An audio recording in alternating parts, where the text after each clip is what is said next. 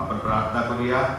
स्वर्गीय प्रभू, आम्ही स्तुती करीतो, धन्यवाद देतो. तू आमचा महान प्रभू आहेस. आज पुन्हा एक बार प्रभू तू आपल्या मंदिरात आम्हाला आणलेला आहेस. प्रभूजी, तू आम्हाला कला, गुण, कौशल्य दिलेले आहे, जे दान दिलेलं आहे, जो आवाज दिलेला आहे, जी शरीर दिलेलं आहे प्रभू, त्याच्याद्वारे तुझी स्तुती आणि आराधना करत असताना प्रभू तू आज आम्हाला सहाय्य कर. शैतानाने कुठल्याही प्रकारे आम्हाला तुझ्यापासून हिरावून घेऊ नये आणि प्रभू तुझी आम्हाला दान दिली त्याची उपयोग करण्यापासून आमचं मन खट्ट करू नये किंवा वळवू नये. म्हणून प्रभू दे बाप्पा, तू आमच्या सभोवती राहा, तू आमच्यावरती पवित्र आत्म्याचा अभिषेक कर. आणि म्हणून प्रभू दे बाप्पा, आज आम्ही तुझी स्तुती आराधना करत असताना तू आमचं सहाय्य कर. हालेलुया. आवाज कमी येतोय. हालेलुया.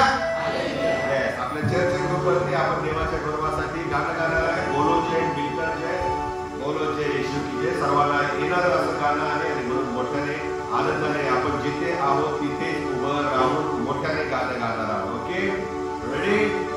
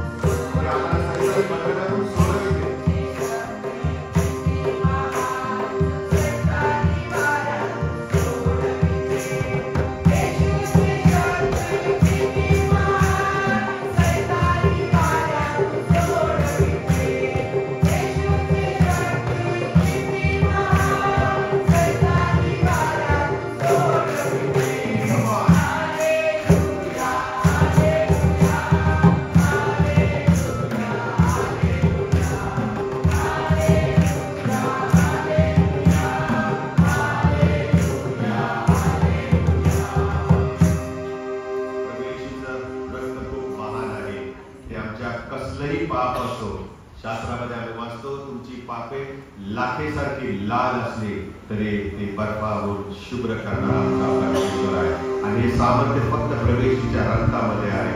आणि म्हणून यावेळेला आपण प्रार्थनापूर्वक दीर्घ स्वरामध्ये तुझं गीत गाणार आहे आणि स्वतःचं जीवन आपण प्रभूच्या हाती स्वाधीन करणार आहे.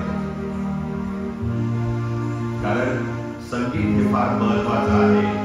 संगीताच्या द्वारे माणसांना आरोग्य दिलं जातं.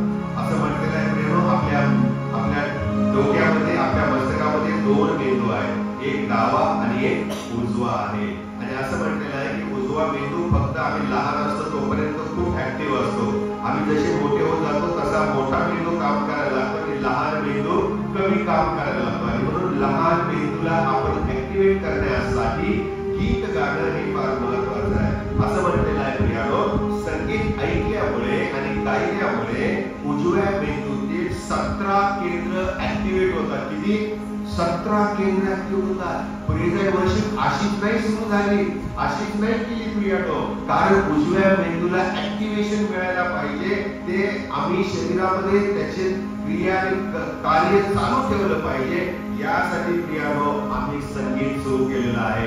कारण जगामध्ये आम्ही पाहतो संगीताचे उपचार दिले जातात. अनेक प्रकारच्या रोगांच्या वरती प्रियानो ते उपचार दिले जातात आणि माणसांना आरोग्य दिले जातं संगीताच्या द्वारे. म्युझिक थेरपी म्हणतात त्याला. आणि म्हणून प्रियानो रोज असं म्हटलेलं आहे 20 मिनिटं संगीत ऐका. काय म्हटलेलं आहे? संगीत ऐका. कधी कधी आमचा मूड बिघडतो, आम्हाला बरं नसतं तेव्हा आम्ही गाणी ऐकतो की नाही. कधी कधी आम्ही खूप आनंदी असतो तेव्हा वेगळ्या प्रकारची गाणी ऐकतो की नाही. कधी कधी सेलिब्रेशनला गेलो, पार्टीला गेलो, वेगळ्या डिस्को चालीवरची गाणी ऐकतो आपण, पण नाचायला लागतो का? ह्या सगळ्या गोष्टी आवश्यक आहेत. त्या ठिकाणी लाजायचं नाही. आणि म्हणूनच आम्ही आता गायलं नाचो गाओ प्रभूच्या मंदिरामध्ये, कारण त्या सगळ्यांच्या द्वारे आमचा मेंदू ऍक्टिव्हेट होतो, आमच्या शरीराला आरोग्य प्राप्त होतं. आणि म्हणून दावीद हा गीत गाणारा आणि संगीत वाजवणारा हा असा देवाचा दास होता प्रियानो. आणि म्हणून आपण यावेळेला 2 गाणी फास्ट चालीवरती गायलेल्या देवाची स्तुती आराधना केलेली आहे. तिसरं गाणं आहे, यावेळेला आपण उजव्या मेंदूला ऍक्टिव्हेट करूया. 17 केंद्र आपण ऍक्टिव्हेट करूया. संपूर्ण शरीर आपण प्रभूच्या हाती देऊया आणि तल्लीन होऊन मनापासून हे तिसरं गीत आपण गाऊ.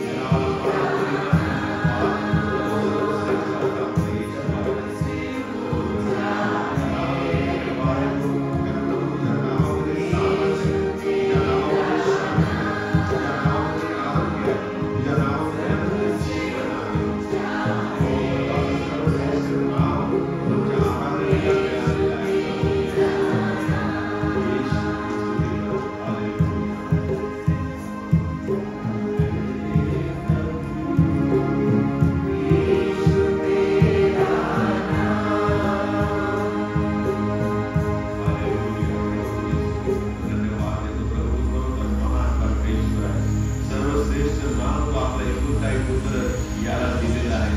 कारण प्रभू त्या नावामध्ये शक्ती आहे, त्या नावामध्ये सामर्थ्य आहे. जो कोणी हे नाव उच्चारतो प्रभू त्याला आरोग्य प्राप्त होतो. जो कोणी हे नाव येशू हे नाव उच्चारतो त्याला अनंत जीवन प्राप्त होतो. जो कोणी येशू हे नाव उच्चारतो प्रभू त्याच्यामध्ये तुझं सामर्थ्य, तुझा पवित्र आत्मा येतो. आणि म्हणूनच प्रभू दे बाबा त्या सर्व श्रेष्ठ नावाबद्दल, त्या येशू या नावाबद्दल आम्ही तुला धन्यवाद देतो. येशूच्या नावात मागतो बोलतो आहे.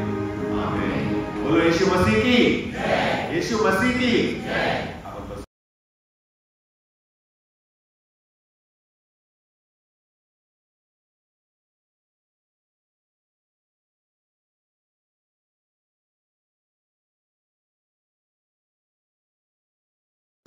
आपण प्रभूच्या हाती स्वाधीन करू यासाठी की ते वचन आम्ही स्वतःसाठी आहे याचा स्वीकार करावा आणि त्याप्रमाणे राहावा. प्रभू मी तुझ्या हाती येतो, तू माझे ताबा घे. माझ्या म्हणजे विचार मुखाचे शब्द तुला मानस कारण आमचा येशूचा द्वारे. आमेन. गेल्या रविवारी आपण 3 प्रेमी यावरती ऐकलं. थोडस शीर्षक आकर्षक बनवलं होतं. त्यालाच अनुसरून आजचा विषय आहे आणि पुढचे पण विषय असणार आहेत. कारण 19 तारखेच्या रविवारी पेंटेकॉस्टचा सण आहे आणि आजचा जो विषय आहे तो पवित्र आत्म्यावरती आहे. पवित्र आत्मा ही देवाने चर्चला दिलेली देणगी आहे. इट इज म्हणण्यापेक्षा Holy Spirit is a gift to the church from the Lord. ही देणगी आहे. कशी काय याचा आपण थोडक्यामध्ये विश्लेषण करणार आहोत. चर्च म्हटलं म्हणजे आम्हाला वास्तू आमच्या डोळ्यासमोर उभी राहते. दगड विटा आणि लाकडाने बांधलेली वास्तू. परंतु जेव्हा आम्ही पवित्र शास्त्रामध्ये वाचतो तेव्हा चर्च जिथे जिथे वापरलेला आहे किंवा मंडळी हा शब्द जिथे जिथे वापरलेला आहे तिथे ही ऐहिक वास्तू नाही, तर जे प्रभू येशू ख्रिस्तावर विश्वास ठेवतात त्या विश्वासणाऱ्यांच्या द्वारे निर्माण झालेली आणि होत असलेली मंडळी जी आहे किंवा त्याला चर्च असं म्हटलेलं आहे. ग्रीक भाषेमध्ये एक्लेसिया असं म्हटलेलं आहे आणि एक्लेसिया याचा अर्थ विश्वासणाऱ्यांचा समूह, विश्वासणाऱ्यांचं एकत्र येणं. आणि आम्ही सर्व जे आहोत, जरी आमचा विश्वास कमकुवत असला, अढळ असला, स्थिर असला, चांगला असला, कोसळणारा असला, अनेक प्रकार विश्वासाचे, तरी देखील आम्हा सर्वांचा एकच विश्वास आहे, तो म्हणजे येशू आमचा देव आहे. आम्ही त्या त्रिक देवावर विश्वास ठेवतो आणि म्हणून अशा सर्व विश्वासणाऱ्यांचा समूह जिथे एकत्र येतो त्याला चर्च म्हटलेला आहे, त्याला मंडळी म्हटलेलं आहे. आणि या विश्वासणाऱ्यांना जिवंत धोंडे बनवण्याचं काम पवित्र आत्मा करतो. आता ही जी भिंत आहे या भिंतीमध्ये दगड, विटा, चुना आणि सिमेंट लावलेलं आहे. हे उभं करण्याचं काम गवंड्याचं आहे, मिस्त्रीचं आहे, कारागिरांचं आहे. तशा प्रकारे देवाचं पवित्र चर्च आणि मंडळी उभी करण्यासाठी आम्हाला विश्वासणाऱ्यांना जिवंत धोंडे, जिवंत दगडविटा है ना, जिवंत धोंडे असे बनवण्याचं महान कार्य पवित्र आत्मा करत असतो. मी स्वतःहून काही करू शकत नाही. आज जर मी ठरवलं मी पवित्र आहे, मी शुद्ध आहे, मी खूप चांगला आहे आणि असाच राहणार, नो गॅरंटी. बाहेर गेल्यानंतर 2 पायऱ्या उतरल्यावर काय होईल आम्हाला माहित नाही, किंवा दुष्ट विचार यायला लागतात, किंवा बाहेर गेल्यानंतर दुसऱ्यांच्यावर चिडतो, अनेक गोष्टी होऊ शकतात. आणि म्हणून या ठिकाणी पवित्र आत्म्याचं काम फार महत्वाचं आहे. पवित्र आत्मा गिफ्ट म्हणून दिलेला आहे, देणगी म्हणून दिलेला आहे. बघा तुम्ही लग्नाला आपण जातो ना, आता लग्नाला जात असताना आपण हा गिफ्ट देताना नेहमी विचार करतो, मी जी गिफ्ट देत आहे ती त्या उभयताला उपयोगाची आहे का, हा पहिला प्रश्न असतो. उगाच मार्केटमध्ये काहीतरी दिसलं तर त्याला पॅक करा आणि दे त्यांना, असं करतो का कधी आपण? नाही करत. मी देत असलेली देणगी त्या व्यक्तीला, त्या कपलला, त्या उभयताला योग्य आहे की नाही याचा पहिला विचार करतो. मग आपण हा विचार करतो की ही त्यांना आवडेल का. म्हणजे जगिक दृष्टिकोनातून आम्ही जर हा विचार करतो तर देवाने पवित्र त्याच्या मंडळीसाठी देखील हाच विचार केलेला आहे. माझी पवित्र मंडळी उभी करण्यासाठी मला या विश्वासणाऱ्यांचा जिवंत धोंड्यामध्ये रूपांतर करायचं आहे. आणि ते कोण करणार? देवदूत करू शकतात का? नाही करू शकत. ते फक्त पवित्र आत्मा करतो. आणि म्हणून येशूने प्रॉमिस केलं, अभिवचन दिलेलं आहे, मी जातो पण तुमच्यासाठी दुसरा कैवारी म्हणजे सत्याचा आत्मा पाठवितो. तो काय करेल? काय करेल? काढायचंय का वचन? काढूया. पाठ नसेल तर काढूया. योहानाचं शुभवर्तमान काढा बरं पटापट. 14वा अध्याय 26. हा. तरी ज्याला पिता माझ्या नावाने पाठवील तो कैवारी म्हणजे तरी पिता जो माझ्या नावाने पाठवील तो काय करेल? कैवारी म्हणजे पवित्र आत्मा तुम्हाला तो शिकवील असं म्हटलेलं आहे. सर्व शिकवेल. काय म्हटलेलं आहे? सर्व हा शब्द फार महत्वाचा आहे. सर्व शिकवी आणि ज्या गोष्टी मी तुम्हाला सांगितल्या त्या सर्वांची तो आठवण करून देईल. येस, किती सुंदर आहे. तो शिकवणार आहे. शिकवणे कशाला शिकवतो? आपण आपल्या लेकरांना शाळेत का टाकतो?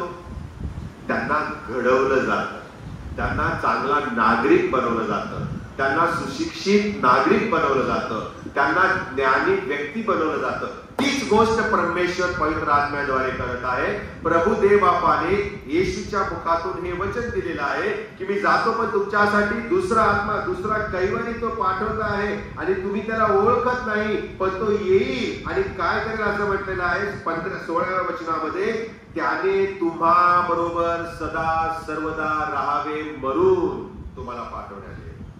म्हणजे पवित्र आत्मा आमच्या बरोबर सदा सर्व काळ असणार.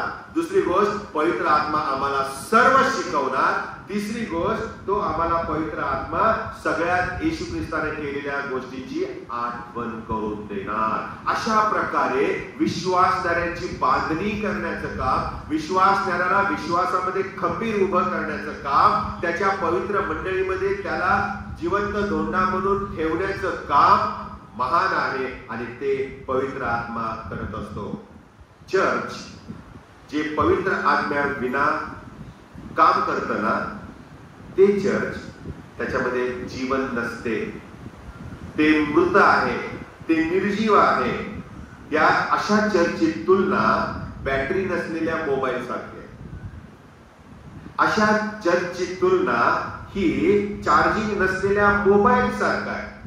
त्या मोबाईलचा काहीच उपयोग होणार नाही. बघा तुम्ही त्यातली बॅटरी काढा, काहीच उपयोग होणार नाही. तुम्ही त्या मोबाईल मध्ये बोलू शकणार नाही, तुम्ही कोणाचं संभाषण ऐकू शकणार नाही, तुम्ही कोणाला कॉल करू शकणार नाही, मेसेज पाठवू शकणार नाही. व्हॉट्सअप अतिशय प्रिय आहे, ते तुम्ही वापरू शकणार नाही. म्हणजेच काय की त्या मोबाईल मध्ये बॅटरी असणं आवश्यक आहे, पण ती बॅटरी नुसती असून उपयोग नाही ना. ती बॅटरी चार्ज पण करायला हवी, कारण जोपर्यंत ती चार्ज होत नाही तोपर्यंत मोबाईल ऍक्टिव्हेट होणार नाही. ही जी लाईट आहे, ही जे पंखे आहे, याला फार सुंदर स्विच आहे, नवीन बोर्ड बसवलाय, पण त्या पंख्यांची आणि लाईटचं कनेक्शन जर त्या विजेच्या बोर्डालाच दिलं नाही, याचा काय उपयोग आहे का? काहीच नाही. मग ते छोटा बल्ब असो, मोठा असो, किंवा कुठल्याही विशिष्ट कंपनीचा महागातला महाग फॅन असो, पण जोपर्यंत तो या इलेक्ट्रिक बोर्डला जोडला जात नाही, जोपर्यंत त्याला विजेचा सप्लाय मिळत नाही, तोपर्यंत तो निरुपयोगी आहे. निरुपयोगी आहे. आणि म्हणून प्रियानो, वस्तू फार सुंदर असेल, पण जर प्रियानो त्यामध्ये महत्वाची गोष्टच नसेल तर तिची किंमत शून्य आहे. एक उदाहरण सांगतो तुम्हाला. एकदा काय झालं, एका तरुणाने आपलं आई वडिलांचं घर सोडलं. त्याला असं वाटलं की आपण स्वतःच्या पायावर उभं राहावं. मग तो नोकरीला होता, चांगले पैसा पाणी होता, मग त्याने घर भाड्याने घेतलं. आणि मग त्या घरात गेल्यावर तो म्हणाला, पहिली गोष्ट मला काय करायची आहे, फ्रीज घ्यायचं. काय घ्यायचंय?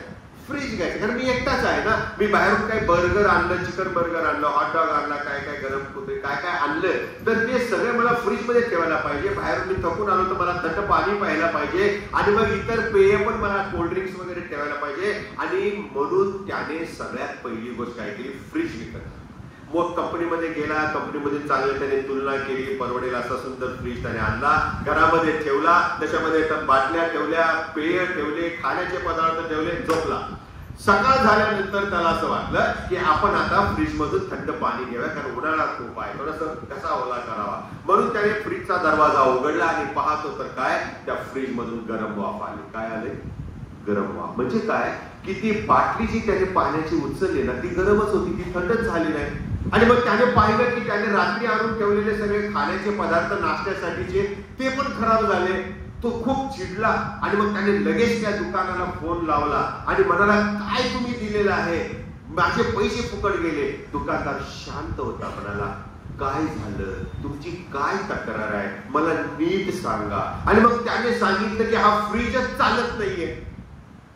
काय फ्रीजच चालत नाही. आणि मग समोरचा दुकानदार त्या तरुणाला म्हणतो, एक काम करा, फ्रीजचा दरवाजा उघडा आणि लाईट लागते का बघा फ्रीज मधली. तो म्हटला ठीक आहे.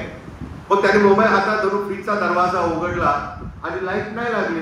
तो दुकानदाराला म्हणतो रागामध्ये, नाही लाईट लागत आहे. मग तो दुकानदार शांत आवाजात म्हणाला, आता दुसरं एक काम करा, तुम्ही त्या फ्रीजला कान लावा, कान म्हणजे तुमचा कान लावा. मग काय करू, मग त्या फ्रीजच्या मोटरचा आवाज येतो का बघा.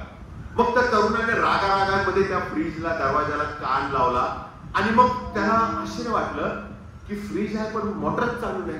मग त्याने दुकानदाराला सांगितलं, तुम्हाला मी सांगितलं ना, तुम्ही फालतू बेकार पीस मला दिलेला आहे, त्या मोटरचा आवाज पण येत नाहीये.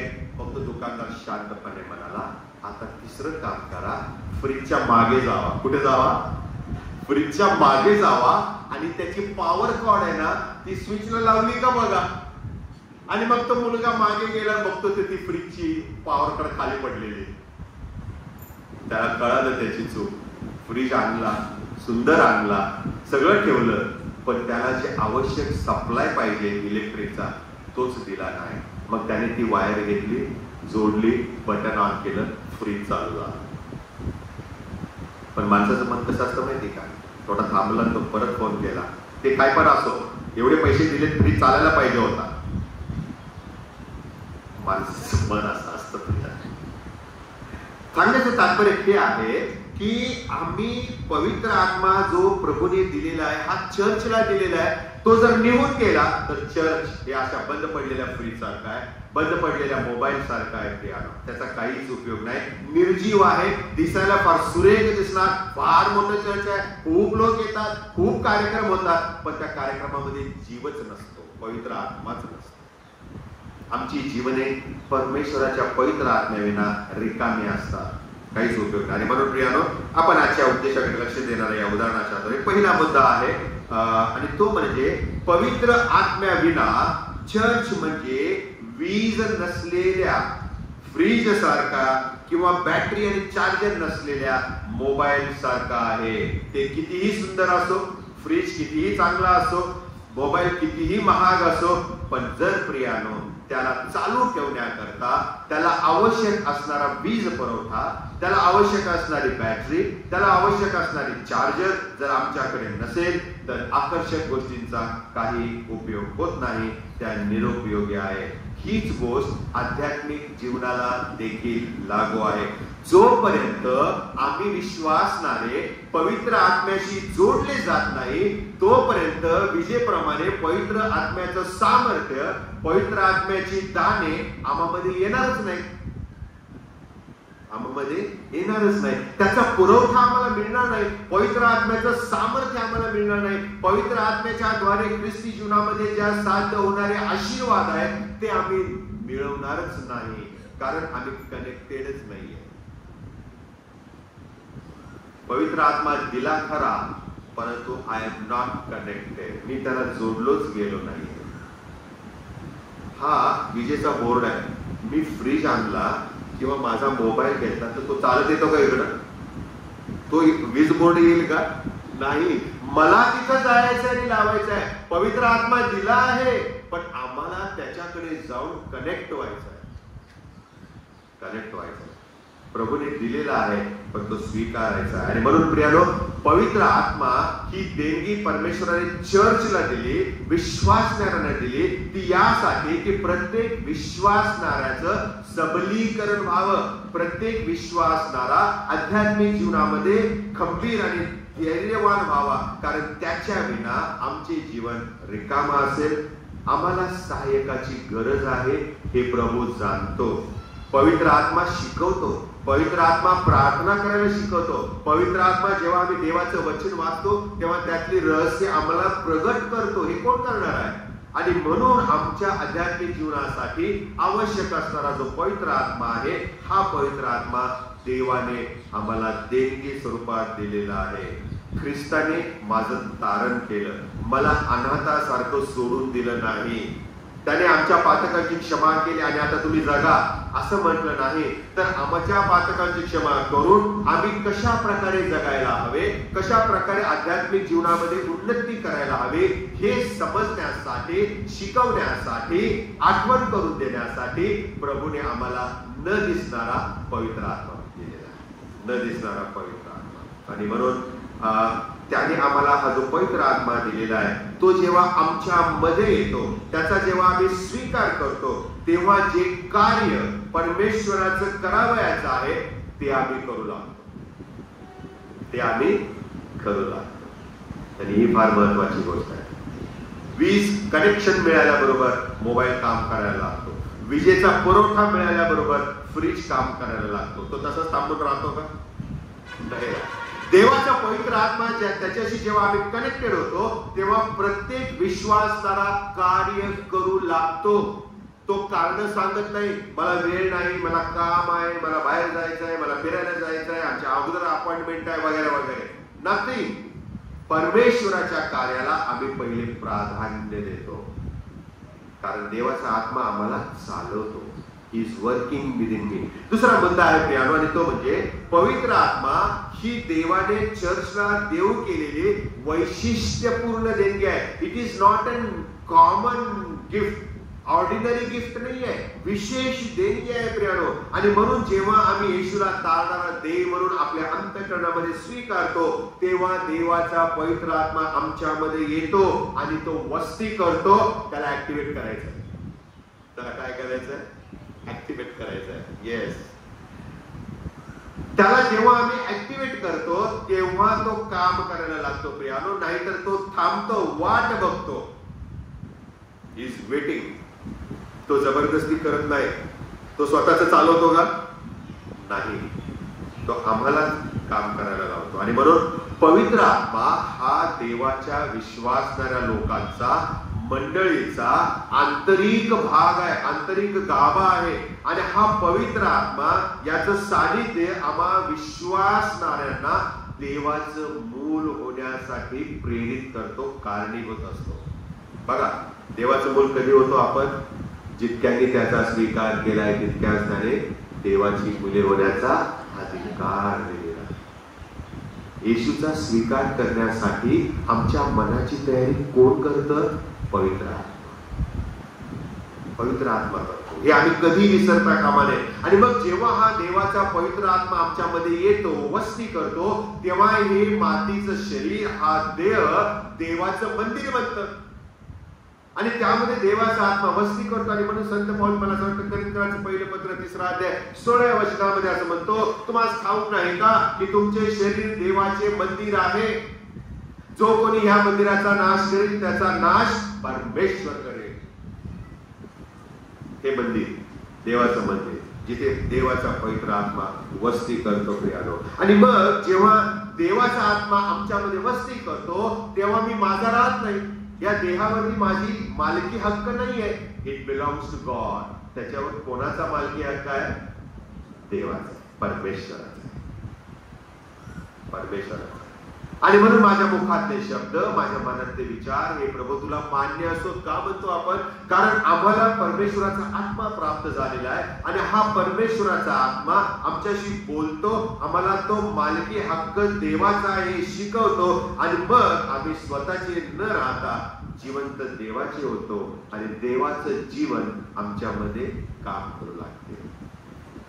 देव आमच्या शरीराचा मालक होतो. तिसरी गोष्ट आहे प्रियानो, पवित्र आत्मा ही देवाने चर्चला दिलेली देणगी आहे. ही चर्चला जीवन मिळावे म्हणून दिलेली आहे.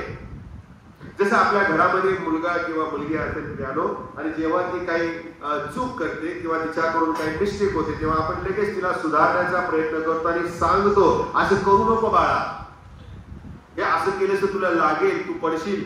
तशाच प्रकारे पवित्र आत्मा आम्हाला शिकवतो आणि आम्हाला सांगतो की हे कर म्हणजे तुला जीवन मिळेल. पवित्र आत्मा हा ख्रिस्ती विश्वासाचं आणि विजयी जीवनाचा महत्वाचा गाभा आहे. If you want to really live a victorious Christian life, invite him in your life.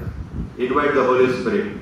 पवित्र आत्म्याला तुमच्यामध्ये घ्या, तो तुमच्याद्वारे काम करेल. तुम्ही काही करण्याची गरज नाही. तो तुम्हाला प्रेरणा देईल, तो तुम्हाला चालवेल असं म्हटलेलं आहे. तो तुम्हाला सत्यात चालवेल, तो तुम्हाला शिकवेल, तो तुम्हाला येशूने केलेल्या कार्याची आठवण करून देईल. पण पवित्र आत्म्याला जर आपण जोडले गेलो नाही तर अपयशाची रांग लागते. काय लागते? अपयशाची रांग लागते. मन बेचैन होतं, अस्वस्थता वाढते, शरीरावरती दुष्परिणाम होतात. आणि म्हणून ख्रिस्ती जीवन हे अलौकिक आहे. ख्रिस्ती जीवन हे फार अद्भुत आहे प्रियानो. ज्याला याचं मर्म कळालं तो प्रभूमध्ये खूप आनंदी राहतो प्रियानो. आणि म्हणून हे जीवन ख्रिस्ताचं असल्या कारणाने विश्वासणाऱ्यांच्या कृतीतून ते दिसू लागते. विश्वासणाऱ्यांच्या कृतीतून ते दिसू लागते. कारण आमच्या विश्वासणाऱ्यांच्या मध्ये देवाचा आत्मा वस्ती करतो आणि तो आमच्याद्वारे काम करत असतो. पण हेच जेव्हा विश्वासणारे पवित्र आत्म्याने जीवन जगत नाही, दैहिक आणि ऐहिक स्वभावानुसार वागतात, तेव्हा प्रियानो त्या विश्वासणाऱ्यांच्या मधून देवाच्या पवित्र आत्म्याचं कार्य दिसत नाही. लोकांना तारणापर्यंत आणण्याचं कार्यच आमच्याकडून होत नाही. ही फार महत्वाची बाब आहे. कारण जे देह स्वभावाने वागतात आणि जे पवित्र आत्म्याने भरलेले आहेत ते जे वागतात, असे जे विश्वासणारे आहेत ते लगेच ओळखू येतात प्रिया. कारण खरा विश्वासणारा देवाच्या वचनानुसार देवाचं काम करतो. येस, तुम्ही आणि मी देवाचं काम करत आहोत का? आठवडाभर आम्ही स्वतःच्या पोटासाठी, कुटुंबासाठी कष्ट करतो, श्रम करतो. पण आमच्या कुटुंबासाठी आणि आमच्या स्वतःच्या आध्यात्मिक जीवनासाठी मी काय करतो? मी काय करत आहे? मंडळीमध्ये मी जेव्हा येतो तेव्हा देवाचं काम करण्यासाठी मी काय करत आहे? चौथा मुद्दा आहे प्रियानो, आम्ही जेव्हा पवित्र आत्म्याने भरले जातो तेव्हा आम्हाला देवाच्या वचनाची गोडी लागते. आम्ही देवाचं वचन वाचू लागतो, आम्ही देवाच्या वचनाचा अभ्यास करू लागतो. आणि मग काय होतं प्रियानो? 4 गोष्टी आहेत. पहिली गोष्ट आहे, जेव्हा पवित्र आत्मा आम्हाला प्रेरणा देतो, आम्ही शास्त्र वाचू लागतो. वाचायला येत नसेल, चष्मा नसेल तर चष्मा दुरुस्त करून आणतो. आणि जर वाचायला येत नसेल तर घरामध्ये ज्याला वाचायला येतं त्याच्याकडून आम्ही वाचून घेतो. आणि मग त्यावेळेला काय होतं? पहिली गोष्ट, विश्वासणाऱ्याला हे देवाचं वचन या पापमय जगापासून विभक्त करतं, या पापमय जगापासून वेगळं करतं. चांगलं आणि वाईट याचा फरक लगेच कळायला लागतो आणि मग आम्ही त्या वचनाप्रमाणे जीवन जगू लागतो. Do you read your Bible? आम्ही देवाचं वचन वाचतो का? ही शोकेश मध्ये ठेवण्याची गोष्ट नाहीये. तिला रोज साफ करून टिपायावर ठेवायची गोष्ट नाहीये. तिला रोज न विसरता उशीखाली ठेवण्याची वस्तू नाहीये. ही अशी वस्तू आहे जिला रोज आम्ही आमच्या हृदयात ठेवली पाहिजे, आम्ही ती वाचली पाहिजे. पवित्र आत्मा जेव्हा आमच्यामध्ये येतो, पहिली गोष्ट आम्ही पाहिली की ती आम्हाला देवाच्या वचनाची गोडी लावतं आणि जगापासून, पापमय जगापासून विभक्त करतं. दुसरी गोष्ट आहे, जे आम्ही विश्वासणारे आहे ते आमचे देवावरील प्रेमाची पारख जी आहे ती या वचनाने होते. प्रभू काय म्हणाला मगाशी मी वाचलंय, जो माझ्यावर प्रीती करतो तो माझ्या आज्ञा पाळतो, जो माझ्या आज्ञा पाळतो तो माझ्यावर प्रीती करतो. Very simple. देवाचे वचन आम्ही जेव्हा वाचतो तेव्हा माझं देवावर किती प्रेम आहे हे स्पष्ट होतं. जर मी देवाच्या वचनाप्रमाणे वागत नाही, हिशोब झालाय है ना, हिशोब झालाय, नफा तोटा झालेला आहे. आणि म्हणून आम्ही परत सुधारावं यासाठी हा पवित्र आत्मा आम्हाला वचनाच्या द्वारे तिसरी गोष्ट आहे ख्रिस्ताला प्रगट करतो. मग येशू ख्रिस्त आम्हाला या वचनातून सांगतो, बाळा मुली असं करू नको, तू हे कर म्हणजे जगशील, हे कर म्हणजे तुला जीवन प्राप्त होईल. आणि चौथी गोष्ट पवित्र वचन जे आहे त्या वचनातून पवित्र आत्मा पिता आणि पुत्र यांच्याबद्दल सांगतो. काय म्हणतो प्रभू येशू ख्रिस्त माहिती का? तो असं म्हणाला, त्या ठिकाणी मी वाचलं की मी तुम्हामध्ये येईन आणि मग मीच नाही तर जो कोणी माझ्यावर प्रेम करतो तो माझी वचने पाळेल आणि माझा पिता त्या वचन पाळणाऱ्यांच्यावर प्रेम करेल आणि आम्ही त्याच्याकडे येऊन त्याच्या बरोबर वस्ती करू. समजा मी वचन पाळत आहे, मग पिता पुत्र पवित्र आत्मा तर ऑलरेडी आमच्यामध्ये आहेच. पिता आणि पुत्र हे दोघे येणार आणि आमच्यामध्ये वस्ती करणार. म्हणजे कुठे राहणार? इथे मागे पुढे घरामध्ये नाही, तो आमच्या हृदयामध्ये. मग आमच्या हृदयामध्ये त्रैक्य निर्माण होतं, पिता पुत्र आणि पवित्र आत्मा. We become solid believers. आम्ही मजबूत धैर्यवान असे विश्वासणारे होतो. No one can touch us. परमेश्वराच्या प्रीतीपासून आम्हाला विभक्त करायला कोणी श्रेष्ठ होईल का? मग कोणाचं धाडस होईल का? कारण आमच्यामध्ये डायनामाइट आहे. काय आहे? डायनामाइट, स्फोटक शक्ती आहे. पिता पुत्र पवित्र आत्मा जेव्हा एकत्र येतात तेव्हा प्रियानो चमत्कार होतो. प्रियानो सैतान हारतो. आणि म्हणून सिक्वेन्स बघा, पवित्र आत्मा पहिला पाठवलाय आणि जो व्यक्ती ह्या पवित्र आत्म्याला स्वीकारतो त्याच्यामध्ये हे दोघे येतात, पिता आणि पुत्र येतात. आणि म्हणून प्रियानं पवित्र आत्मा आम्हाला देवाच्या वचनाप्रमाणे राहण्यासाठी प्रेरणा देतो. आम्हाला तो मदत करतो, आम्हाला तो मार्गदर्शन करतो आणि त्यासाठी तो नेहमी उत्सुक आहे, नेहमी तयार आहे. प्रियानो आम्हाला तो पापांची जाणीव करून देतो असं त्या वचनांच्या मध्ये आम्ही वाचतो. प्रियानो आमच्याबद्दल ज्या ख्रिस्ताच्या अपेक्षा आहेत, ज्या इच्छा आहेत, आम्ही काय करायला हवं देवाचं काम, ते तो आम्हाला मनामध्ये सुचवतो.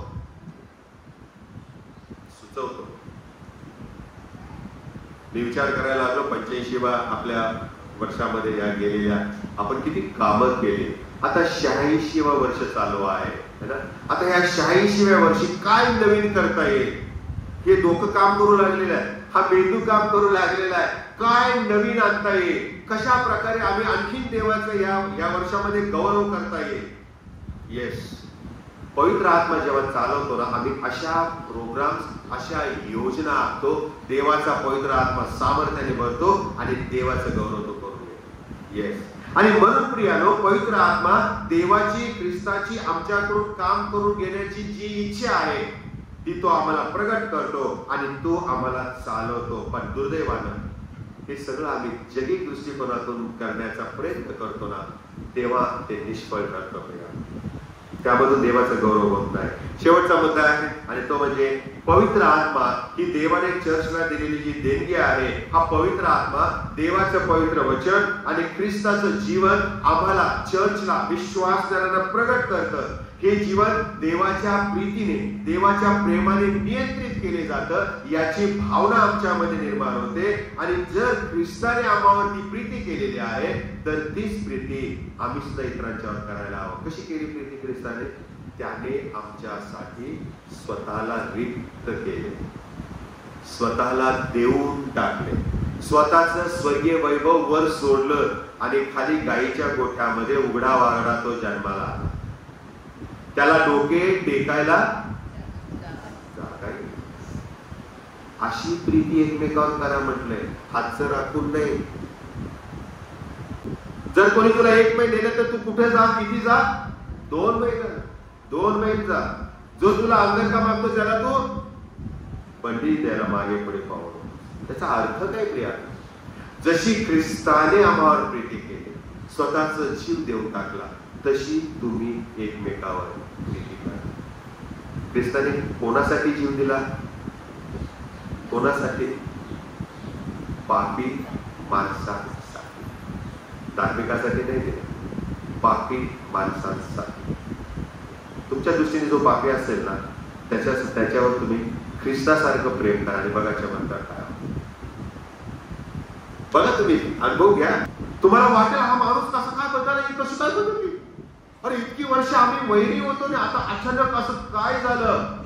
20, 30, 40 वर्षाची दुश्मनी वैर एका क्षणात संपून जातं. प्रिया, वधस्तंभाजवळ तेच झालं.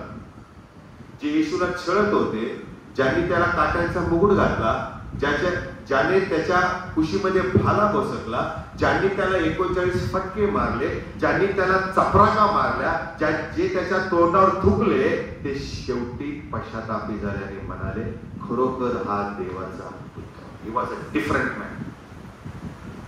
अनेकांची जीवने बदलली, एका क्षणात बदलले. काय केलं येशूने? फक्त म्हणाला, हे बाप्पा यांना क्षमा क्षमा. आम्ही खूप काही करू शकतो प्रिया, खूप काही करू शकतो, पण आम्ही करत नाही. आमचा राग, आमचा द्वेष, आमचा अहंकार है ना, आमचं धार्मिकत्व हे आमच्या आड येतं आणि अनेक माणसांपासून आम्ही स्वतःला विभक्त करतो. ख्रिस्ताचं प्रेम दाखवणार कोणाला? येशू काय म्हणाला, जे तुम्हाला सलाम करतात त्यांना तुम्ही सलाम करता. काय विशेष, काय विशेष आहे? आणि म्हणून जेव्हा येशू त्या पाप्यांच्या बरोबर जेवत होता, बसत होता, उठत होता, ही टीका करत होते. पण हा विचार करूया ना, तू का बसला? कारण त्यांना देवाच्या राज्यासाठी त्याला जिंकायचं होतं. तो त्यांच्या बरोबर जर बसला नसता तर त्यांची मने प्रभूकडे वळाली नसते. याला क्रॉस कल्चरल इव्हॅन्जलिझम म्हणतात, बरोबर ना? Cross cultural evangelism. त्यांच्या बरोबर, त्यांच्या सोबत राहून त्यांना प्रभूसाठी जिंकणं. आणि म्हणून असं म्हटलेलं आहे की जशी ख्रिस्ताने स्वतःच्या देहातून देवाची आम्हावरील प्रीती, देवाची आम्हामध्ये होणारी जी करुणा आहे, दया आहे, साक्षात देवच आमच्यामध्ये येशू ख्रिस्ताच्या शरीराद्वारे त्याने देवाला प्रगट केलेला आहे, तसंच आम्ही आमच्या शरीराद्वारे, देहाद्वारे देवाला, ख्रिस्ताला इतरांच्या समोर प्रगट करायला हवे. म्हणून एका गालावर मारणार काय म्हणतो येशू? एक गाल पर कोई मारे जो छाटा, दुसरा गाल भी देना. येशूने शिकवलेलं. सूड घेणे परमेश्वराच्या हाती आहे, ते आमचं काम नाहीये. आणि म्हणून प्रियानो असं म्हटलेलं आहे की जी प्रीती ख्रिस्ताने स्वतःच्या कृत्यातून, देवाला जे त्याने स्वतःच्या कृत्यातून प्रगट केलं आणि माणसांची मने जिंकली, ते काम करायला मंडळीला निर्माण केलेलं आहे. आणि ते काम कोण करणार? मी नाही, माझ्यामध्ये असणारा देवाचा. आणि म्हणून संत पाऊल असं म्हणतो, पवित्र आत्म्याला खिन्न करू नका, खिन्न करू नका. Let him work. त्याला परवानगी द्या, त्याला तुमच्या जीवनामध्ये काम करू द्या. आणि हे जसे ख्रिस्त आम्हावरती प्रीती केली, तशीच प्रीती आम्ही एकमेकावर तेव्हाच करू शकतो जेव्हा आम्ही पवित्र आत्म्याने भरलेले असतो. पवित्र आत्म्याने आमचं जीवन नियंत्रित केलेलं असतं. पवित्र आत्मा जेव्हा आम्हाला चालवतो. म्हणून काय म्हणाला येशू? पहा बरं, योहानाचं सुसमाचार 14वा अध्याय 23वा वचन, जो माझी वचने पाळेल, जो माझ्यावर प्रीती करेल, त्याच्यामध्ये मी आणि माझा पिता आम्ही दोघे येऊ, त्याच्यामध्ये राहू. It's a promise, promise of the Saviour. अरे तारणाऱ्याचं अभिवचन आहे, अजून काय पाहिजे तुम्हाला? आमचा कोणी नसलं तरी आमच्यामध्ये 3 जण आहेत. किती आहेत? 3 जण आहेत. किती शक्ती आहे आमच्यामध्ये, किती सामर्थ्य आहे. आणि म्हणून दुसऱ्या शब्दामध्ये प्रीती करणे म्हणजे देवाची आज्ञा पाळणे होय, आणि आज्ञा पाळणे म्हणजे प्रीती करणे होय. ज्याला ख्रिस्ताची प्रीती समजली ना, तो मनुष्यच वेगळा असतो, ती व्यक्तीच वेगळी असते. त्याच्या सहवासात येणाऱ्याला सावलीच्या, त्या वृक्षाच्या सावलीत आल्यासारखं वाटतं. भरभरून त्याला आराम मिळतो. आशीर्वादांची रास त्या व्यक्तीच्या जीवनामध्ये प्राप्त होते. येस, प्रभू आम्हाला असं मोठा वड होण्यासाठी, वडाचं झाड वड, असं मोठी सावली देण्यासाठी बोलावत आहे की ज्याच्या फांद्यांच्या वरती वेगवेगळ्या प्रकारच्या पशुपक्षी येते आणि विसावा पावते. आणि त्याकरता देवाने पवित्र आत्मा दिलेला आहे. हीच एकमेकावरील प्रीती, हाच एकमेकावरील विश्वास आम्हाला देवाच्या जवळ आणतो. आमच्या प्रीतीच्या द्वारे, वचनातून, आम्ही जे करत आहे ती प्रार्थना, त्याच्यामधून इतरांना ख्रिस्ताकडे आणण्यासाठी पवित्र आत्मा आम्हाला चालवितो प्रिया. आणि म्हणून मंडळीला, विश्वासणाऱ्यांना पवित्र आत्मा ही गिफ्ट प्रभू देवापणे दिलेली आहे. शेवटी प्रियानो, या जगामध्ये आपण राहतो. या जगावरती ख्रिस्ताचा प्रभाव पडण्यासाठी आम्हाला पवित्र आत्म्याला प्राधान्य देणं गरजेचं आहे. जर तुम्हाला प्रार्थना करता येत नाही, जर तुम्हाला देवाबद्दल सांगता येत नाही, तर तुमच्यामध्ये तो आत्मा आहे जो तुमचं आणि माझं तोंड बंद करतो. मुलगा पास झाला, मुलगी पास झाली, सांगायला शिक्षण घ्यावं लागतं का शाळेत जाऊन? कसं सांगू मुलगा पास झाल्यावर? कुठले शब्द वापरू? काहीच नाही ना. आपोआप तो आनंद येतो, स्फुरण येतं है ना. आणि कधी न निघणारा आवाज एवढ्या मोठ्याने सांगायला लागतो फोनवरून की बाजूचे शेजारचे विचारतात काय झालं? नाही, मुलगा पास झाला. मग असं स्फुरण, अशी शक्ती आणि अशी ताकद देणारा पवित्र आत्मा जर असेल ना, यू विल स्पीक. तुम्ही बोलाल प्रभूबद्दल, तुम्ही गाणी गाल प्रभूबद्दल, तुम्ही अडखळण होणार नाही, तर इतरांना प्रभूमध्ये आणण्याचं एक साधन व्हा. फक्त आम्हाला मिळालेला आत्मा जी भेट स्वरूपात प्रभूने दिलेली आहे त्याला ऍक्टिव्हेट करा, त्याला वाव द्या, त्याच्या नियंत्रणाखाली जगूया, म्हणजे प्रभू आमच्याकडून त्याचा गौरव करेल. आपण प्रार्थना करूया. पवित्र प्रभू, आम्ही स्तुती करीतो, धन्यवाद देतो पुन्हा एक बार. सुंदर असं वचन प्रभू तू आम्हाला दिलेलं आहेस. जुन्या करारामध्ये इस्रायलाबरोबर तू पिता म्हणून राहिलास, त्यांचं मार्गदर्शन केलंस. नवीन करारामध्ये त्या त्रेकत्वातला दुसरा व्यक्ती प्रभू येशू ख्रिस्त आला, ज्याने आमच्यासाठी वधस्तंभावर प्राण अर्पण करून आम्हाला तारण देऊ केलं. आणि प्रभू तो स्वर्गी गेला आणि पुन्हा आम्हाला अनाथ सोडलं नाही, म्हणून तो म्हणतो मी तुम्हाला अनाथ सोडणारच नाही. तो गेला, परंतु त्याने स्वर्गातून पवित्र आत्मा आमच्यासाठी पाठवला, देणगी म्हणून आम्हाला दिलेला आहे. प्रभू त्या पवित्र आत्म्याला स्वीकारलेला आहे. प्रभू त्याला आम्ही क्रियाशील करावं, त्याला आम्ही खिन्न करू नये. आणि तुझ्या वचनाप्रमाणे जशी ख्रिस्ताने माझ्यावर प्रीती केली, तशीच प्रीती इतरांच्यावर करण्यासाठी या पवित्र आत्म्याची साथ घेऊन जगण्यास तू आम्हाला सहाय्य कर. आमचा प्रभू श्री ख्रिस्त याच्या द्वारे. आमेन.